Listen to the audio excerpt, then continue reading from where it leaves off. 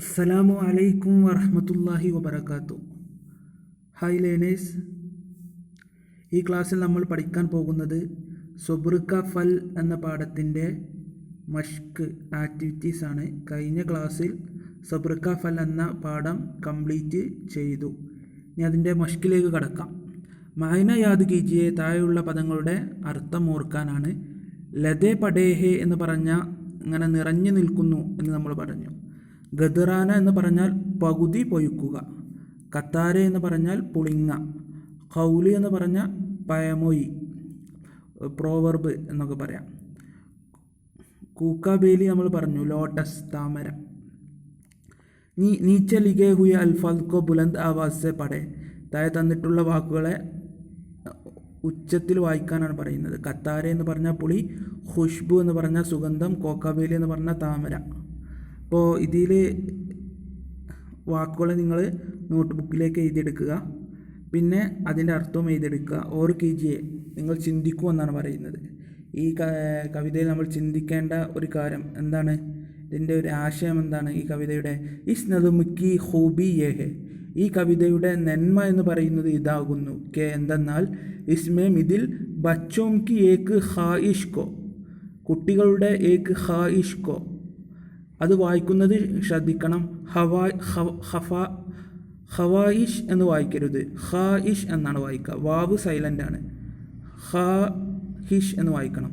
Is നദുമുക്കി ഹൂബി യേഹെ, ഈ ഒരു കവിതയുടെ നന്മ ഇതാണ്.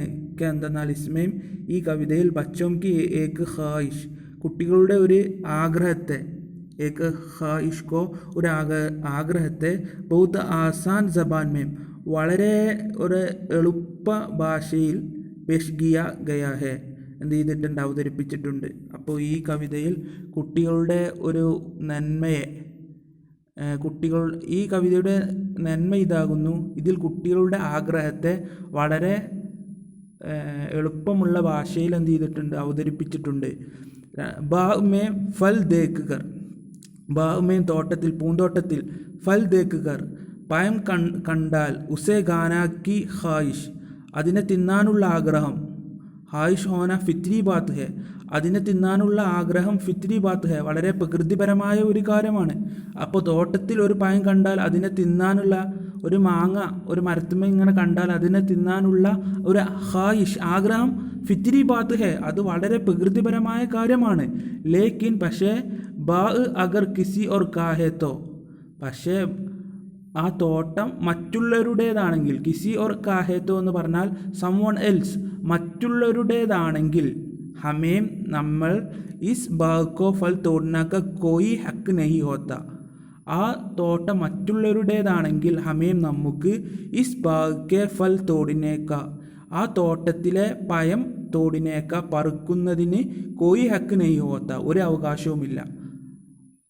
അപ്പോൾ ഒരു പഴം കണ്ടാൽ, ഒരു മാങ്ങ കണ്ടാൽ അത് പറിക്കണം എന്നുള്ളത് ഒരു പ്രകൃതിപരമായ ഒരു കാര്യമാണ്, നമുക്ക് തോന്നും.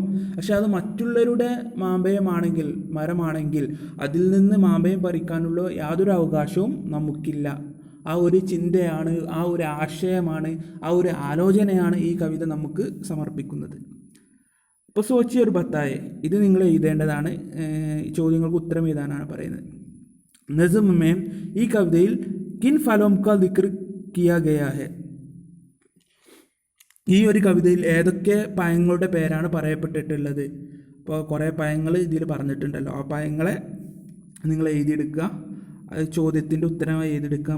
പിന്നെ രണ്ടാമത്തെ ചോദ്യം, ചോട്ടെ താലാബ് ക അന്തർ ക്യാ ഹെ, ആ ചെറിയ കുളത്തിൻ്റെ ഉള്ളിൽ എന്താണുള്ളത്? കൃത്യമായി കവിതയിലുണ്ട്. അപ്പോൾ അതിൻ്റെ ഉത്തരം എഴുതുക. ഈ ഷെയർക്ക മത്ലബ് ലിഖിയെ, ഇനി താഴെ ഒരു കവിത കൊടുത്തിട്ടുണ്ട്, അതിൻ്റെ ഉദ്ദേശം എന്താണ്? കൗലു മഗർ സച്ചാ ഹെ ഏ ബി സബ്ർ ഫൽ മീഠ ഹോത്താ ഹെ, ക്ഷമയുടെ ഫലമാണ് ഏറ്റവും മധുരമുള്ളത് എന്ന് പറഞ്ഞു. അതിൻ്റെ ഉദ്ദേശം എന്താണ്? അതും നിങ്ങൾ എഴുതുക.